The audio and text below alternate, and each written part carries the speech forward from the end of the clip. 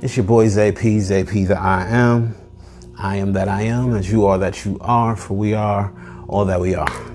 Feeling a lot of energy coming in from the divine masculine. A lot of insights coming in. The fact that we reside on this plane, in this spectrum of life, in this scope and sphere that is based in polarity and steeped in duality, this two opposing forces, this idea of hot, cold, male, female, feminine, masculine. It leaves the whole fractured. As we all know, this is why everything is, we have a right hemisphere and the left hemisphere. We're constantly in battles of power versus control, or, the mental versus the emotional, and the idea of balance or spirit, and these more neutral forces being the central point, holding it all together. So with that comes the idea that there is the balance between the divine feminine and the divine masculine. Currently, we're in this beautiful, beautiful phase and process of this resurgence of the divine feminine. We see the ripple effects happening in our world more and more. Women are coming into power. Women are coming into their voices, their confidence. And then the divine feminine energy is coming in through the collective consciousness. We're seeing more messages regarding listening to our intuitive natures, regarding the value of feelings and emotions. The idea that we went from just IQ, which is the intelligence quotient, to EQ, which is the emotional quotient. And we recognize that that is an important asset, is a huge testament to how much this divine feminine resurgence is taking place. And so with that, there's needed to be some healing with the divine masculine. The masculine energy has been misappropriated, misused, corrupted, tainted, and just completely spent, completely burnt out, completely worn out. And that leads to a complete lopsided aspect within the energy. As far as you can see in our culture in the recent years, how the divine masculine has been so out of whack, right? As far as just taking this hyper aggressive, hyper intellectual, hyper just extra machismo aspect to life and forgetting the emotional side, hiding more so the emotional side, repressing that, keeping it shut away. And with that has come a lot of self-inflicted trauma for us in the individuals, and then in general for the collective is a lot of self-inflicted trauma. And so now that we're coming into this phase where the divine feminine is really bolstering out the door and stepping up to her mantle and to take hold of her own crown, and the divine masculine is having to step back, having to allow this balance and this reattunement to occur. But not just having to, but this is the cycle of nature. This is the way it goes, where it's often that ebb and flow, give and take, back and forth, matriarchal, patriarchal, until we find the balance point. And so with that, as the woman and the feminine have the resurgence, the divine masculine has to start to begin the healing process, to self-correct, to self-adjust. And when I say the divine masculine, because I have been making the parallel between women and feminine and men and masculine, when I say the divine masculine, there's a masculine aspect and polarity in all of us. And so we're talking about bringing that aspect healing, so all of us can benefit from this current healing that I am about to offer. But with that, the masculine aspect needs to kind of go back within and heal some fractured aspects from the self-inflicted trauma. And that's what's needing to occur at this time. There's so much dark and stuff, yucky stuff just coming up. I know you all see it. You watch the media. We live in this crazy world. And with that, it's not a bad thing. It's really not a bad thing if you can understand it has to come up to be released. It has to come up to be healed for us to let things go. And so we definitely want to recognize that we want to look for those areas where there's shadows. We want to look for those areas where there's infection, where there's, bad, yucky stuff that needs to get up out of there. Right. And so with that, we need to look into the divine masculine of ourselves, into those aspects that may have been traumatized and may have been tainted and may have been corrupted in some way. Ideas that the masculine polarity is all about force and resistance. This is out of whack. Even if the masculine polarity is more so with force or more so using power, not to say force, the idea that masculine polarity is solely about force is then out of balance. It's out of whack. And so we want to bring all of that energy back into balance to recognize so that the men and the masculines and the masculines with us all can start to come to terms with the broken aspects of self.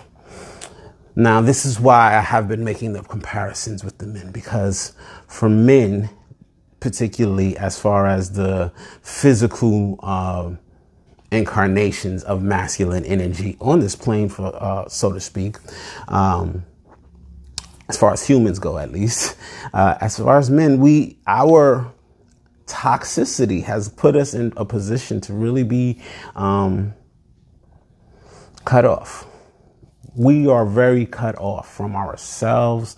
We are very cut off from our own emotions. And that cuts us off from energy. That cuts us off from the divine. That cuts us off from so much of life, from the entire emotional spectrum of life, from half of life. If you think of your brain, one side emotional, one side intellectual, and you've been functioning solely from the intellectual side, you've missed half of the gamut of colors that's available to you because you're here to bring balance and to use and access both. So with that, we have to begin to offer ourselves that compassion and acknowledge where we are hurting.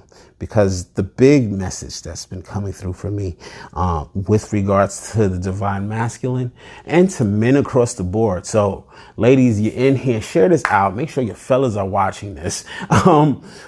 We have not allowed ourselves to truly understand, figure out, and embody love. And the fact that we truly, at its purest essence, are that is sad, because many of us are still hurting little boys seeking to redeem or rectify or fix certain traumas. Many of us are still running around trying to overcompensate, trying to prove ourselves to be the men or the expression of the masculine that we think the masculine or the man should be. And we've got it all wrong, because what we've been thinking is half of a person, is half of a being. And we need to open up to allow our emotional spectrum and range to come in. We need to learn to feel and experience the love that we are, because that love that we keep looking for elsewhere, it's always going to be lacking until we can recognize that it really starts within us. Not so much about just what we can do, what we can accomplish, what we can achieve to prove we're worthy of love, but to actually just be love and to know that we're worthy in the being. And this is where we need help from our divine feminine, as they need help from the divine masculine to help uplift them to their throne of power. From the divine feminine, we need that compassion, and we need that space that encourages us to feel again and to heal, to recognize the damage and fractured parts of ourselves and parts of our own hearts, these aspects that make us unavailable to each other because we're broken within ourselves. And so for that, this message is a call to both the masculine and the feminine to come back together in balance and wholeness. And not just in pairs, not just in the hookup and the male versus the female, but internally. Have you been living your life more feminine, receptive, allowing, passive maybe? Not to say that this is what feminine energy is about, but these are the ideas that we start to form around it. And some of these ideas are way out of balance and becoming toxic for the feminine. To know that the feminine is not just about passive, but rather the feminine energy is more receptive. It's more in the flow, right? So not to veer all the way over to the fact that I'm in the feminine energy, so I'm just passive and allowing everything and anything to violate my boundaries. That's not what the feminine energy is about. Just like the masculine energy is not about force and knocking down walls.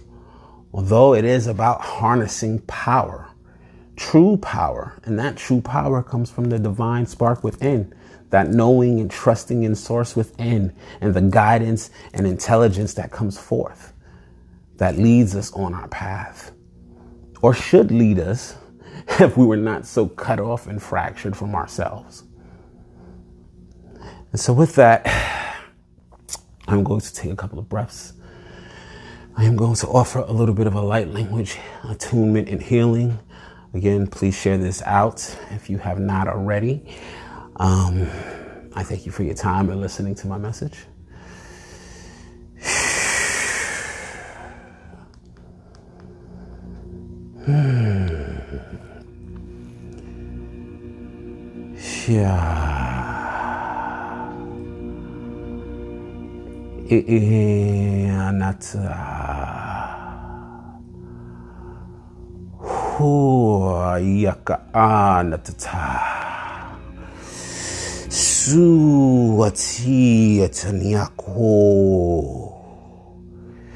Nia tatai tatai tatai naya oyaka ayalalawati shuyana ayo ai atuya yaka sunat aya.